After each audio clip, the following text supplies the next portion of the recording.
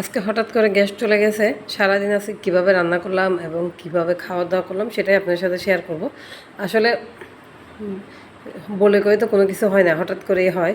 দুর্ঘটনা যখন ঘটে হঠাৎ করেই ঘটে। তারপরে গ্যাস চলে যাওয়ার পর যে কী ধরনের একটা পরিস্থিতির শিকার পড়লাম সেটা বলে বোঝানো যাবে না। আসসালামু আলাইকুম, কেমন আছেন সবাই? আলহামদুলিল্লাহ আমি ভালো আছি। সানভি ব্লগ থেকে সানভির মামা বলছিলাম। তো সকালে ঘুম থেকে উঠে আগে দেখি মানে গতকাল রাত্রে আমার গ্যাসটা চলে গেছে। তো উঠে ভাবতেছিলাম যে কীভাবে কী খাবো, চা কীভাবে খাবো। বিশেষ করে আমাদের তো চা না খেলে হয় না, নাস্তা না হয় তৈরি না করলাম, বিস্কিট দিয়ে কাজ চালিয়ে দেবো। তারপর হঠাৎ করে মনে পড়লো আমার তো রাইস কুকার আছে, আমি রাইস কুকারে চাইলে কিন্তু আপাতত কাজটা সারিয়ে ফেলতে পারি। তারপর আমি ওখানে চা বসিয়ে দিলাম। তারপরে চাটা বসিয়ে নাস্তা রাস্তা করে আজকে একদম ঘরের সম্পূর্ণ কাপড় চোপড় ধোয়া গোসল করা সব কিছু করে ফেললাম। কারণ হচ্ছে যেহেতু রান্না একটু টেনশনে আছি কীভাবে রান্না করবো। তারপরে মাছ ভেজে দিয়ে দিলাম ফ্রিজে থেকে বের করে। তো এই হলো চিংড়ি মাছ ভুনা করবো আজকে। কিন্তু রাইস কুকারে তো ভুনা হয় না, ঝোলের তরকারি হয়, এটা তো সবাই জানে।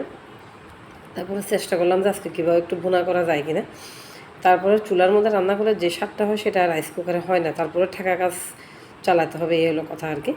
তারপর চিংড়ি মাছটা কুটে নিলাম, কুটে এখন রান্না করে কিছু নাস্তা খাওয়ার পর থালা বাসন জমে গেছে, তো এগুলো আমি ধুয়ে ফেললাম। মনে হয় কি আজকে খুব আমি রিল্যাক্সের মধ্যে আছি, টেনশনে আছি কিন্তু রিল্যাক্সের মধ্যে আছি। রান্নার কাজটা মনে হয় যে আগে করতেছি না, অন্য সময় তো আগে সকালে উঠে আগে রান্নার কাজটা সেরে ফেলি। তারপর আমি এখানে মাছ ধোয়ার যেগুলোতে মাছ কুটছি এগুলো চিংড়ি মাছের একটা গন্ধ থাকে, আমার কাছে একদম ভালো লাগে না। তো আমি সেটা একদম ভালো করে ধুয়ে নিলাম। আর সকালে নাস্তা করছি, কয়েকটা থালা বাসন জমে গেছে। চা খেতে গেলে একটা ময়লা হলে সঙ্গে 3-4টা ময়লা হয়ে যায়। তো এগুলাকে ভালো করে ধুয়ে নিচ্ছি। ধুয়ে তারপরে আমি রান্নার প্রস্তুতি নিব। এমনি সব কিছু করে ফেলছি, তরকারি কুটে ফেলছি, মাছও কুটে ফেললাম। ভাত, রাতের ভাত ছিল, তো ভাত রান্নার টেনশনটা নাই, কিন্তু রান্নার টেনশন। তারপরে আর এখন গ্যাস আনতে পারবো না, একটু সমস্যা আছে, একটু মানি প্রবলেম আছে, সেই জন্য গ্যাসটাও আনতে পারবো না। ভাবতেছি সপ্তাহখানিক কীভাবে চালাবো। তো আজকে আমি মাঝে মধ্যে এমনিতে কারেন্ট আমার থেকে গ্যাস না থাকলে আমি এখানে রান্না করি, কিন্তু এতগুলো রান্না করি না, হয়তো সর্বোচ্চ একটা তরকারি রান্না করি, এর বেশি না। তারপরে বিকালের মধ্যে গ্যাস নিয়ে আসি, কিন্তু আজকে আর পারতেছি না আনতে। তো এই শাকটা কুটে রাখছিলাম গতকালকে, তো ফ্রিজে ছিল, বের করে আমি শাকটা ভিজিয়ে দিলাম, কারণ শাকটাও নষ্ট হয়ে যাচ্ছে। আর এখন জিনিসের যে হারে দাম, একটা জিনিস নষ্ট করতে গেলে গায়ের মধ্যে লাগে। বিশেষ করে তো আমি তো একটু বেশি সমস্যায় পড়ে গেছি, তো এই সমস্যার কারণে এখন আমাকে একদম হিসাব করে চলতে হচ্ছে। তারপরে এই যে মাছটাও ধুয়ে ফেললাম। এদিকে আমি রসুন পেঁয়াজ কেটে নিয়েছি। আর আজকে ঘরে কাঁচামরিচ নয়, কাঁচামরিচের দাম অনেক বেশি, তা কাঁচামরিচ খাওয়া নিষেধ। শুকনো মরিচ দিয়ে আজকে আমি রান্নাটা করব। মানে আজকে সব কিছুরই ক্রাইসিস আমার ঘরের মধ্যে, কিছু করার নাই, ভাত খেতে হবে, ভাতের ব্যবস্থাই করতেছি। তো আমি রাইস কুকারের মধ্যে তো কোনো মশলা কষানো যায় না। তারপর আমি তেল দিয়ে পেঁয়াজ দিয়ে দিলাম, রসুন দিয়ে দিলাম, আর শুকনো মরিচটা কেটে দিয়ে দিলাম। তারপর এখানে হলুদের গুঁড়া, একটু মরিচের গুঁড়া, মশলার গুঁড়া, লবণ সব কিছু দিব এখানে আমি। দিয়ে আমি এটাকে কিছুক্ষণ কষানোর চেষ্টা করব, ঢাকনা দিয়ে রাখবো যতক্ষণ গরম হয়, কারণ পেঁয়াজ এখানে ব্রাউন কালার সম্পূর্ণ হবে না। তো এটাকে আমি একটু করে নেড়ে চেড়ে দিলাম।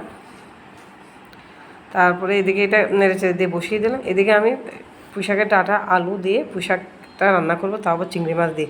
তা আমি এখানে সম্পূর্ণ হলুদ মরিচ মশলা সব কিছু মাখিয়ে নিব, কারণ এটাও আমি কষাবো না, কারণ কষানো বহুত ঝামেলা। তো একসাথে হাত মাখা তেল দিয়ে রান্না করে ফেলবো। এখানে আমি একটু চিংড়ি মাছ দিয়ে দিলাম, লবণ দিয়ে দিলাম। তো একটু হাতে ভালো করে মাখিয়ে নিচ্ছি, কিন্তু আমি এখানে কোনো তেল দিই নাই, তেল দিব। আগে ভালো করে মেখে নিব, ভালো করে মশলাগুলো যাতে এখানে যায়। তারপরে শাকটা আমি ফুটো পরে দেবো, আগে আমার আলু আর ডাঁটা সিদ্ধ হইতে হবে, এই আর কি। আমার মতো কারা ঠেকায় পড়ে মাঝে মধ্যে এভাবে রান্না করেন, কমেন্টস করে অবশ্যই জানাবেন, কারণ আজকে আমি অনেক বিপদে পড়ে গেছি। তবে এদিকে আমার পেঁয়াজটা একটু লাল লাল হয়েছে, লাল হয় নাই মানে জাস্ট গরম হয়েছে। তো আমি এখানে চিংড়ি মাছটা দিয়ে দিলাম, দিয়ে আমি এটাকে আবার কষানোর জন্য একটু করে পানি দিয়ে দিলাম, কারণ এখানে ডাইরেক্ট কষানো যাচ্ছে না, কারণ চুলা বন্ধ হয়ে যাচ্ছে, অফ হয়ে যাচ্ছে, কারণ পানি না থাকলে তো রাইস কুকার চলে না। তারপর আমি এখানে একটু পানি দিয়ে এখানের মধ্যে রান্না করতেছি। এই তো আমারটা হয়ে আসছে, একটা সুন্দর ঘ্রাণ বের হয়েছে, খারাপ না, ভালোই লাগতেছে, কিন্তু একদম লাল লাল করতে পারতেছি না আর কি। যাই হোক, ঠেকা গাছ উদ্যত হলো আমার এই বিপদের সময়, এটাই বিপদের বন্ধু। তো মাছটা তুলে আমি ডাঁটা এগুলো বসিয়ে দিলাম, মশলা মাখানো, আর একটু করে তেল দিয়ে দিলাম উপরে। আর আজকের রেসিপি চিংড়ি মাছের চচ্চড়ি শুকনা মরিচ দিয়ে অসম্ভব সুন্দর হয়েছে, কালারটা দেখতে খেতে তো অনেক মজা হয়েছিল।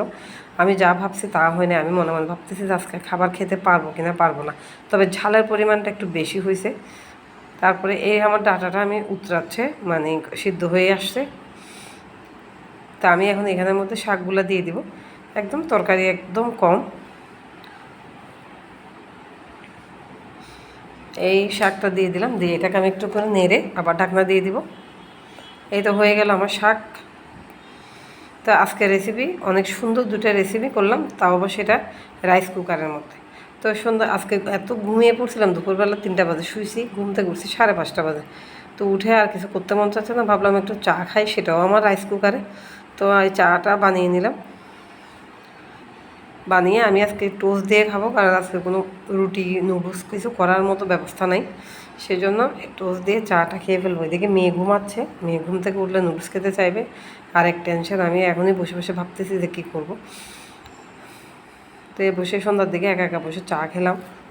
মেয়ে জাগ না থাকলেও বিরক্ত লাগে, আর ঘুমিয়ে থাকলে তো একদম ভালো লাগে না, দুষ্টামি করলে আমার কাছে ভালো লাগে না, আবার না করলেও ভালো লাগে না। তো তারপরে আমি কাপড়গুলো সব ছাদে, আজকে অনেকগুলো কাপড় ধুইছি, গতকালকে কিছু ধুলাম, আজকে কিছু ধুলাম, কাঁথা ধুয়ে দিলাম, কারণ মেয়ে শিশি করে দিছে। কালকে কিছু ধুলাম, আজকে কিছু ধুয়ে দিলাম, আর 2 দিনের কাপড়গুলো সব জমানো ছিল, আমি কিছুই গুছাই নাই, টেবিলের মধ্যে রেখে দিয়েছি। তো আজকে আমি সবগুলো গুছিয়ে নিচ্ছি, কারণ ঘরে কাজ শুধু রান্নাবান্না না, রান্নাবান্না ছাড়াও অনেক কাজ আছে তার মধ্যে, যদি আর আমরা তো একটা মোবাইল নিয়ে ব্যস্ত থাকি, আমাদের মোবাইলে সময় দিতে হয়। তো এই আর কি। তো আজকের ভিডিওটা কেমন লাগলো, লাইক শেয়ার অবশ্যই করবেন, যদি ভালো লাগে ভালো ভালো কমেন্টস করবেন। আর আল্লাহ হাফেজ, বাই বাই, ভালো থাকবেন, টাটা।